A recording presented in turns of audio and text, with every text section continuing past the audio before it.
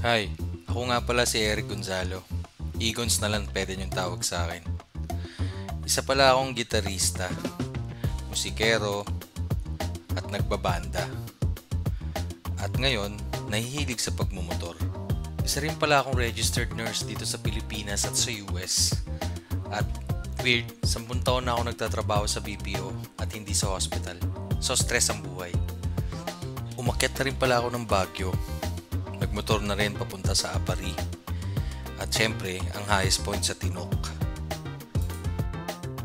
Nagkaroon na pala ako ng dalawang motor. Una kong motor ay isang China Scoot na K-Blade 125. Yan yun. At ngayon, gumagamit na ako ng PCX 160. Nabenta ko na yung K-Blade 125. May dati rin pala akong channel, Lucas on Two Wheels. Kaso, nakalimutan ko na yung access, nakalimutan ko na yung password. Ouchie, napakasaklap. Nakatira nga pala ako ngayon sa Carmona City, sa Cavite. Dati, nakatira ako sa Makati. At every weekend, kung may time, nagra-rides ako sa Marilake. O kung minsan, pumupunta ako sa DRT since taga doon yung tatay ng misis ko. Pero ngayon, since Carmona City na ako, dito sa Cavite, mostly, nagra-ride ako papuntang Cabiang. So, isa yun sa mga dang spot na talagang pag-ridean. Dati kasi, sa weekend, ang mostly kong ginagawa is tumutugtog kasama ang banda ko. Kaso ngayon, wala na akong banda. Kaya kung minsan nagigitara na lang mag-isa sa bahay. At ngayon, biglang dumating ang pandemic at nagkaroon ako ng hilig sa pagmumotor. At napakalaking bagay nito para makatanggal ng stress sa trabaho. Super saya. Buti na lang at bumalik ako sa pagmumotor. Dati kasi, ang libangan ko sa weekend ay uminom. Uminom kasama mga kaibigan at kuminsan naman mag-isa lang. So nung natuto ako magmotor o nag-aral ulit ako magmotor, ngayon, instead na uminom, bumabiyahe ako at talaga namang nakaka-uplift ng spirit at nakakatanggal talaga ng stress. Uy, yung music pala sa background, ako yung nagsulat niyan. Isa rin akong musikero, di ba? At nagre-record ng sarili kong original na music na ilalagay ko sa mga video sa channel na to. Yung video pala na ginamit ko rito, ito yung rides namin papunta sa highest point sa Tinok, Ifugao. Napakasaya nito. Isa to sa pinakamaganda kong napuntahan.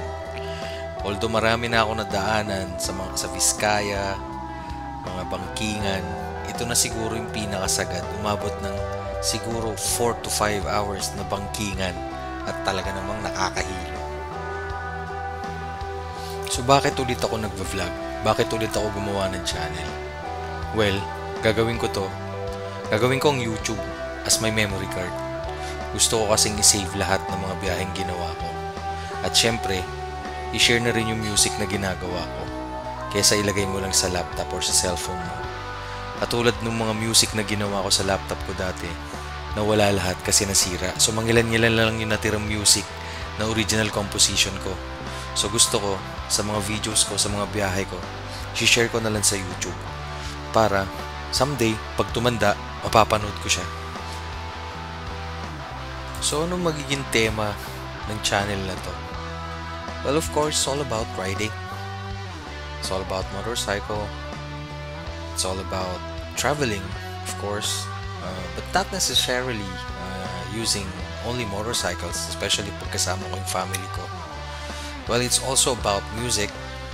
Gonna be sharing some original tracks and music on this channel. Alright. So this will be my first video on this channel. How cool is that, right? So yun, nabangan natin yung mga next na videos. Last na travel ko, I went to Apari. Taga Apari nga pala yung father ko. My parents were both buried there. I was born in Tuguegarao City, Cagayan nga pala. I'm from Cagayano. So once in a while, nag-travel ako papunta doon. So yun guys, like, share, subscribe. Okay lang kung hindi. Trip-trip lang naman to para ma-document ko lang yung mga pinaggagawa ko sa buhay ko. So, marami akong ipopost dito. Pwedeng about sa motor, pwedeng habang tumutugtog, about music, about guitars. Pwede rin sa pamilya, sa buhay, at kung ano-ano pa under the sun. So, yeah, I hope to see you and hope you enjoy all the videos that I'll be posting on this channel. Kita-kits mga pare. Ingat lagi. God bless. At mahal kayo ng Diyos. Mabuhay kayo hanggat gusto nyo.